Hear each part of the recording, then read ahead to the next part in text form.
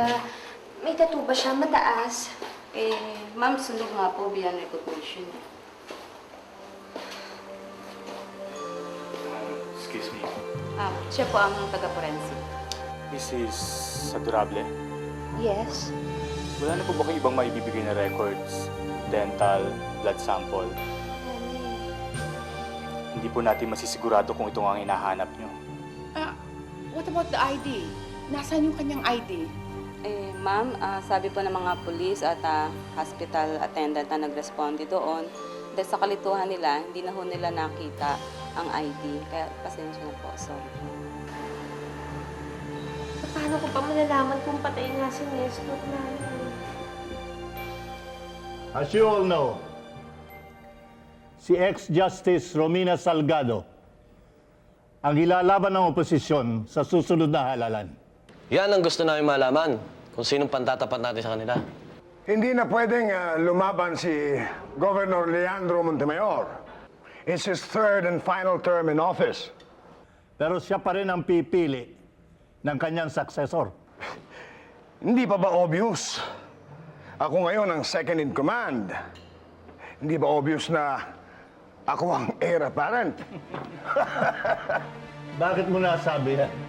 Montemayor ka ba? Ay, hindi nga. Pero sinong ilalaban ng mga Montemayor? Wala na. Wala na si Alberto sa kanila. At yung si Amanda, ay, paano mo ilalaban yan? Hindi naman kilala ng mga tao na San Dionisio yan. Of course, kilala si Amanda. Lalong-lalo na ngayon na tumatakbo ang kaso ni Governor. I bet you, everybody is reading everything kung anong nangyayari dito sa Maynila. At lahat sila, nababasa nila ang pangalang Amanda Montemayor. Amanda Montemayor does not yet have political clout. Don't bet on it.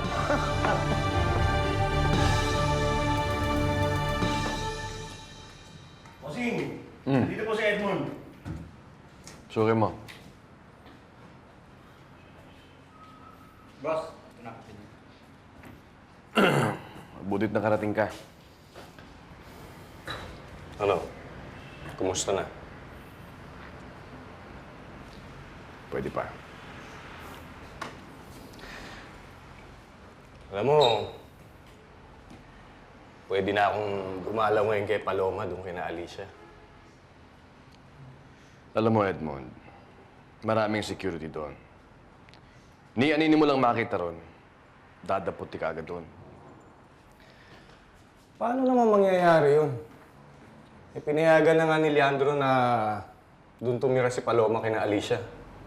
Hindi si Alicia ang problema mo doon, yung mga security. Bayaran pa rin sila ni Daddy.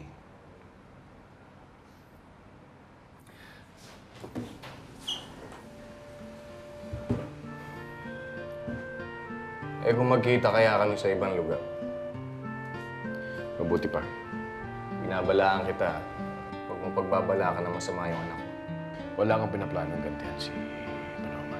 Kahit hindi mo sabihin na babasa ko sa mga mata mo. Edmond, wala akong iniisip na ganyan.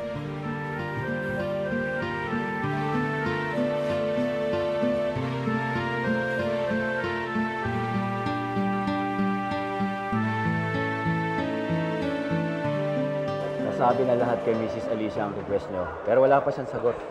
Balita ko, lumalakas na ang papel mo ngayon sa mga Montemayor. Hindi naman, nabago lang ang posisyon ko. Head of Security lang ako ni Attorney Montemayor. Kumukuha ka na nga ng sarili mong tauhan ngayon, di ba? Si Attorney Montemayor ang nag-utos noon, hindi kusa. Yung mga bagong security sa bahay ni Mrs. Alicia Montemayor, sa'yo raw yun eh. Baka naman pwede mo kaming schedule sa bahay lang nila. Alam mo, dadaan lahat kay Attorney Montemayor yan. Security lang niya ako. Anak, matagal pa ba yan? Hindi ko po alam. Nasaan ba kayo? Nandito ako sa labas. Paglabas mo, sabihan mo si Alicia. Sabihin mo sasama ka na muna sa akin. Ihahatid na lang kita mamaya. Sige po. Anak, huwag mo nang sasabihin kay Ernestina. Hindi na po kami nag-uusap ni Mami. Sige.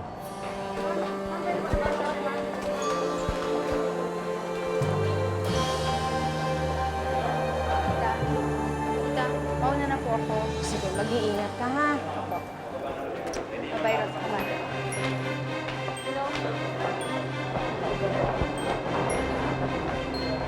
Si Paloma, alam niyo kung saan pupunta at sino inimit. Tsaka na ako gagalaw pag kampante na siya sa kilos niya. Dali.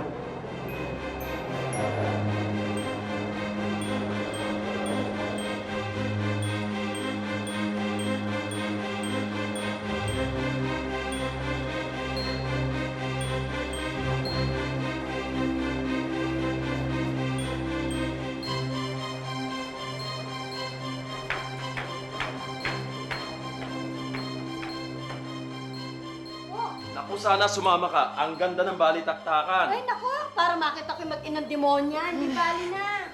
Ah, Alicia, Oh, nasaan si Paloma? nagpaalam sa akin. Makikipagkita daw sa tatay niya. Mami, pwede ba daw kami manood ng sine ni Ethan? Pwede po ba, Tita Alicia? Sige, magsama kayo ng security, ha? Papalit lang akong damit. Sige. Ethan, ilang beses kong ulit-ulitin sa'yo. Mag-iingat kayo, ha? May driver at bodyguard naman po ako, Tita Alicia. May security si Rosa Camila. Nakita mo ba yung mga valyentes, ang katutak ang bodyguard? Tingnan mo nangyari sa kanila. Nakilala ko nga kayo hanggang ngayon, nagtatago pa rin tayo. Huwag mag-alala, anak. Malapit na, ilang araw na lang. Ba't hindi po ba kayo lumapit kay Gob? Nakausap ko nga siya eh. Siya mismo ang humingi ng tawad sa akin. At nararamdaman kong wala naman siyang kagalit-galit sa inyo. Tingin mo kaya, kapag kinausap ko siya, bibigay ka niya sa akin? Talagay ko, hindi. Saka, minor de edad ka pa eh. Diba? Alam mo, kung yun ngang mag-ina niya, pinagtataguan ko eh. Pagkatapos, makikipagkita pa ako sa kanya. Sa isang buwan, dugo ko na. Baka naman, by that time, pwede na. Bakit hindi natin i-kay Daddy Leandro na magkasama tayo?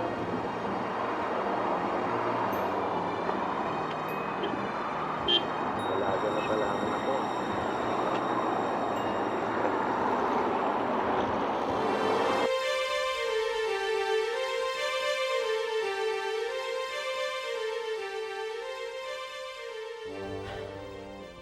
Mami, nakita daw po si Edmond at saka si Paloma.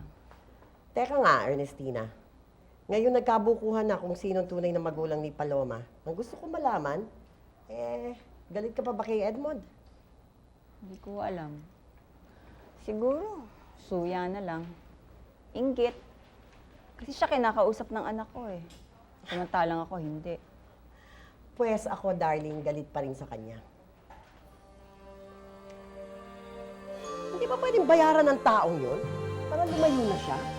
Kausapin mo nga. May ibang paraan naman po para makuha natin siya eh.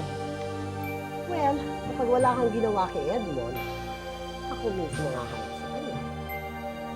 Mami, ang asikasuhin ninyo si Tita Alicia. Ako ang aasikaso kay Edmond.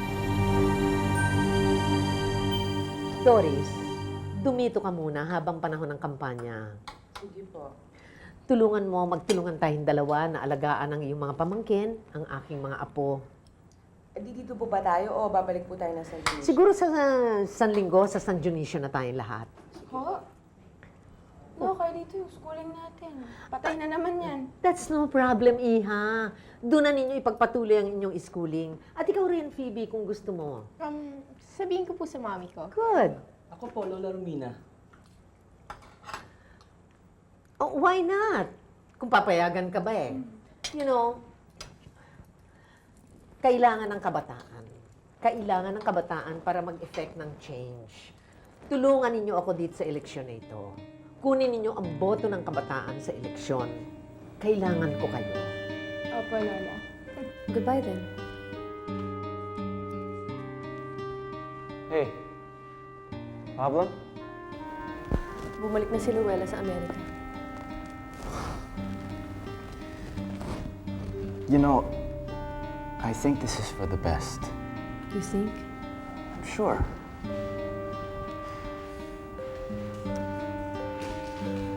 It's just all so sudden. I'm not prepared. I can help you with that. Paano? Ni hindi ko nga alam saan ako mag-uumpisa.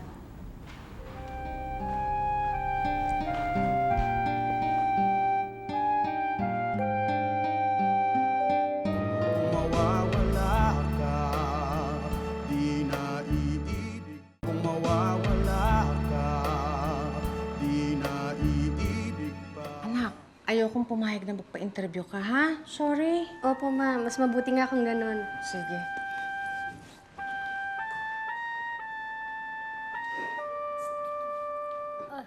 Itsura mo kulay berde pa yung ano mo, eyeshadow mo. Bakit? Para kang papasada, hindi ka magpapa-interview, doon ka na nga. Ito naman. Ka-makeup pa, terrible. O, ito naman, nakaporma. Ikaw rin, Emil, hindi ka kasali.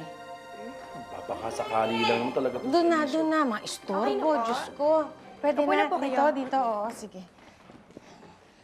Sa lahat ng families ni suspended Governor Leandro Montemayor, kayo po ang pinakatahimik. Teka muna. Sandali ho, cut ho muna. Cut daw po. Bakit po? Kasi alam naman ng tao na 3 pamilya ni Leandro, pero siguro huwag na natin banggitin. Huwag na natin ulit-ulitin yan. Sige po. I-rephrase na lang po natin. Sige. Where are you going? Hahanapin ko po si Nestor.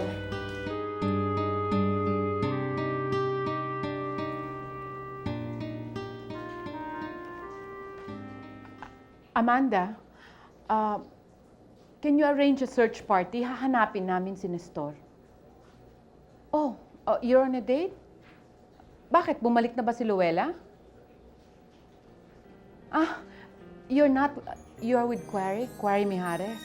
Oh, I'm sorry. Tatawagan nilang kita mamaya. Hope you have a good time. Yeah. Aayusin daw ni Amanda ang search party after her very important meeting. Date? Important meeting? Mas mabuti pa kung ako na lang. Bye, Mom. But you must take my security. Of course, this won't change anything between us. What do you mean? Equal rights. Well, kung magpapalda ka, magpapalda rin ako. Cut the joke. What can I say? I'm a lawyer. I uphold the rights of people. Alam mo, baka ako ang piliin ng daddy ko bilang successor niyan itong darating na eleksyon. He might not be able to keep up with me, you know? Di tatakbo akong congressman. Ambisyoso ka talaga. There you go. Meron na tayong equal trade.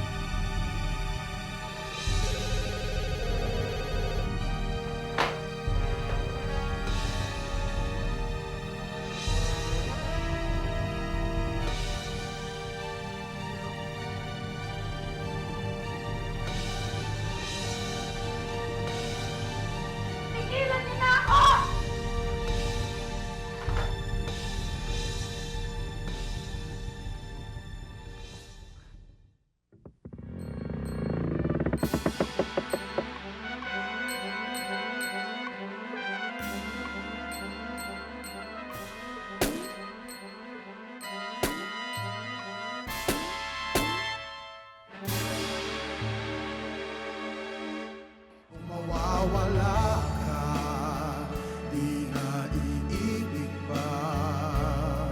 Mawawala ka, di na iibig pa. May mga nagsasabi of all the first ladies of San Dionisio, sa inyo po walang masyadong nababalitaan. Dahil siguro wala namang dapat ibalita. Simpleng tao lang ako, pati yung anak kong si Rosa Camila, simple lang. Pero nagkakasunod po ang unos sa buhay ng pamilya ninyo, starting with Rosa Camila's kidnapping. Lahat naman kami na problema eh. Iba po ang naging solusyon ninyo sa iba. Well, dahil iba-iba naman ang aming mga pagkatao. Kaninong idea ito? Governor kay Amanda po. Sa pagkakasaktan What a brilliant. Gusto ko siya makausap. She's on a date with Attorney Mijares. Sa Diyos, Hmm. tibay ng dibdib. Napakapalad ko Sobrang maging anak si paniwala Amanda. ko na wala siyang kasalanan. Now I'm very sure Alam ko hindi totoo ang mga kung sino binibintang endorso sa ko bilang kapalit kong governor ng San Dionisio. Kung naparusahan po siya. Alam kong marunong ang Diyos. Sobra-sobra na mga pahirap na ibinigay niya sa amin. Siguro hindi na inaabot sa ganon. Ano naman nangyayari ngayon? Bakit pati si Tita Alicia nagpapagamit na rin? Hindi naman dating ganyan yan ah. Guada, pitpitan na ang laban ngayon. Marahil inutos siya ni Leandro. Pero kilala ko po si Tita Alicia eh. Hindi mo siya basta-basta magpapautos ng ganyan kay Governor. Iba na ngayon, iho.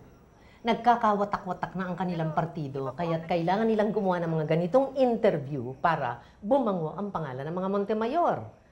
Kung ako si Alicia, gagawin ko rin ito. Inutusan man o hindi. Leandro Montemayor. Dekadang akong inaawitan ng gobyerno para sa lahat ng posisyon, tinanggihan kong lahat. Pero bakit ko tinanggap ang alok na ito? Para sa karangalan ng mga balyente. Paano po kung kaparusahan siya?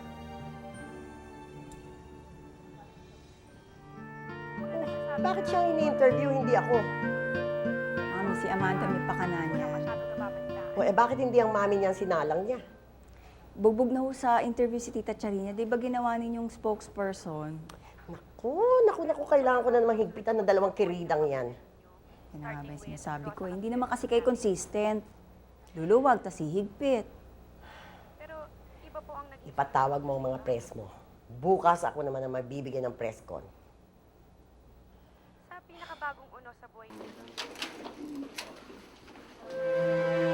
Natagpo ang malamig na bangkay at naliligo sa sarili ng dugo ang bold actress na si Clarissa Rosales sa kanyang inuupang hotel. May 5 tama ng bala sa ulo at sa dibdib ang nasabing aktres. May mga pildoras din ng mga pinagbabawal na gamot ang nakakalat sa sahig, kaya tinataya na hindi na namalaya ng aktres kung sino at kung paano pa nakapasok ang salarin. May mga pera rin nakakalat sa sahig, kaya hindi malabo na ang motibo nito ay pagnanakaw din. Alicia, dali, hindi ka nagkakagulo sa labas sa mga security nagtututukan! Halika! Ibaba niya ang mga baril niyo! Baba!